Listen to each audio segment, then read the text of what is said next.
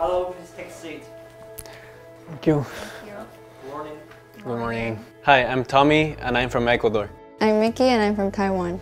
We've been together for 1 year. We just got married. Who do you love the most? My cat. Seriously? I love you too, okay? Okay. What would you like to tell him or her in their final days? I will tell you that all that process was worth it because that made us what we are today. It's so sweet. Would you discuss death with your loved ones? It's a very painful topic to speak with your loved ones. This is something you need to deal with afterwards. Have you ever experienced a death or an incurable disease of a family member? Yeah, twice. My two grandfathers passed away. One passed away last year. The doctors couldn't do anything about it. Both of my grandparents. One of them were supposed to leave earlier, but they were not willing to let her go. But in the end, it was very painful for her. So it was not something that I would want to remember because the atmosphere was really low during that time in our family. Yeah, it was that time. If you're diagnosed with an incurable disease, will you confide to your loved ones? In the past, I could be quite hesitant. If your other half is diagnosed with an incurable disease, say the doctor tell you first, would you tell him or her?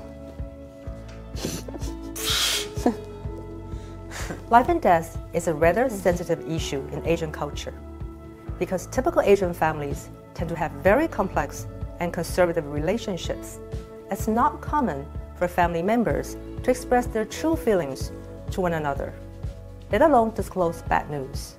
When this tendency applies to a clinical situation, it's not unusual that a patient himself or herself was kept in the dark by the family, having no clue of his/her own condition and can't make any medical decision for himself or herself. In Taiwan, we now have the Patient Right to Autonomy Act, ensuring patients to be the first to receive information about their conditions and will not be excluded from decision-making. Meanwhile, under specific situations, one shall be entitled to choose whether or how to receive medical treatment in advance, bidding the world farewell in one's own way. Patient Right to Autonomy Act in Taiwan is the first act in Asia to protect patients' right of medical autonomy. It comes with two main features. First of all, to ensure that the patients have the highest priority to be informed of their conditions and the precedence to choose and decide on medical options, and that others' ideas should not override patients' independent wills. Secondly, to allow patients to refuse life-sustaining treatment through advanced decisions for the purpose of a good and natural death. The refusal to treatment is not the same as euthanasia. Euthanasia is when one requests to be rejected with drugs to end life manually before natural death, while the right to refuse treatment is to simply allow doctors to remove or not to implement life-sustaining treatment based on one's will, letting the patient return to nature during the course of his or her death. It's essential to sit down and have a talk with your family, especially in an Asian family, when you're about to make such a major medical decision. Therefore, Patient Right to Autonomy Act has this unique design which stipulates that qualified declarants must take a family member to participate in advanced care planning before signing an advanced decision. The advanced care planning involves medical professionals to explain the pros and cons of specific medical decisions for the declarants and their families to fully understand and to have a thorough conversation. Through such communication process, the declarants' decisions are usually well supported by their families. So, what kind of medical decisions can a declarant make by signing an advanced decision? That is, one can decide beforehand what medical treatment he or she would like to receive or refuse if he or she complies with any of the 5 specific clinical conditions: being terminally ill, in an irreversible coma, in a permanent vegetative state, having severe dementia, or with other government-approved diseases. The phrase medical treatment here includes life-sustaining treatments and artificial nutrition and hydration. In terms of the 2 mentioned treatments, one can decide to accept or reject, or to accept for a certain while before reject. One can also designate a healthcare agent to decide for him or her.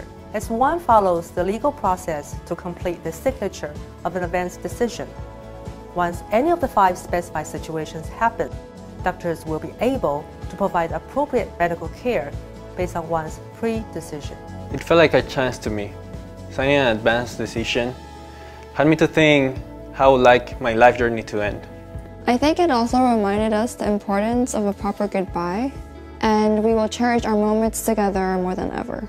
For me, to contemplate the true meaning of love is when we truly embrace the whole journey of our life. It was difficult for me to speak out when I first thought about it.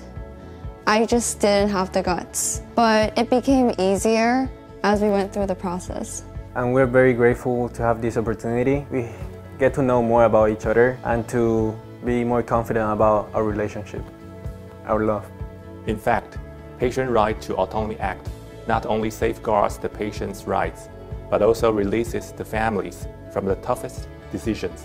Patient Right to Autonomy Act also protects medical staff who respects patients' wishes, allowing them to follow one's advance decision with no legal worries. We can't choose how our lives begin. But I believe, if possible, We'd like to decide how our lives end. Prepare in advance, so in the end of our life journeys, We can show our loved ones our gratitude, I regret. our infinite love, And say a proper goodbye.